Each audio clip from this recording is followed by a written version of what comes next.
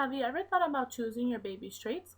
Well, now you can. A clinic in LA offered parents options to choose the baby's gender, hair, and even eye color. But just because you can doesn't mean you should. This new technology is called genetic engineering.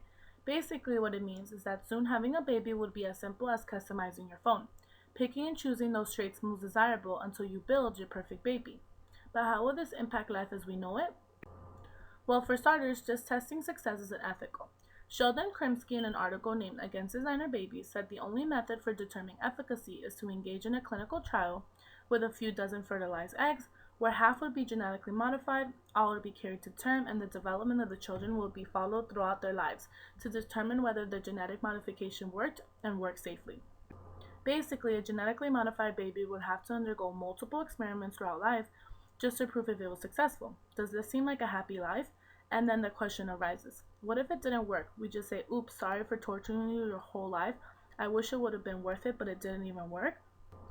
Furthermore, how about the dangerous outcomes? Our genes are interconnected, meaning one gene affects the other, or both work together for a common goal.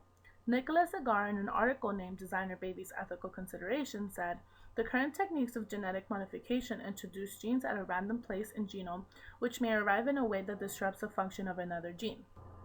In a study done on mice to improve their memory, results showed that mice seem not only to have improved powers of learning and memory, but also to have improved a greater sensitivity to pain. This was not the gene they wanted modified, but it did. What if we wanted a perfect baby boy who was also very smart? You finally get a genius in the family, but then it grows up and you find out that the intelligent gene not only made him smarter, but also made it harder for him to be empathetic to others. What then? At least you have your genius, so what if he's also considered a sociopath? Lastly, what about the great social impact this would create? There is already a clear division between the wealthy and the poor. Do we really need to create more of a division? Sheldon believes that eugenics will inevitably be used by those with wealth and power to make others believe that prenatal genetic modification makes people better. Agar says genetic enhancement will create societies in which unenhanced people are viewed by their genetic superiors in much the same way we currently view chimpanzees suitable for drug testing and zoo exhibits, but little less. To continue, James Hughes, an advocate for genetic modification, says if PGT had the ability to double IQs, which it doesn't, then that would be the sort of inequality that warranted a social policy against it.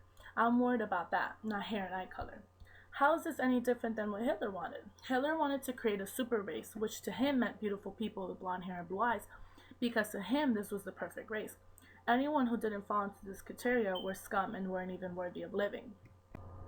To summarize, genetic modification should not be used. We need to stop seeing ourselves as gods that can tweak here and there our babies until we get what we want. As Marcy Donarski in an article in The Wire said, reproductive freedom doesn't mean that anything goes. A woman's fundamental right to continue a pregnancy is apples. Choosing the characteristics of a child is bowling balls. Doing all of this, yes, might create a wonderful baby, perfect in every which way, which has the hair color and eye color just perfect and has every trait of his figured out, down to how he sleeps. Or you can create a person which could be called a mutant, someone not wanted anywhere because of how different it is. What then? Should we just throw it away, start all over again, and hopefully it works this time? Remember, creating a baby should not be like going to Build-A-Bear.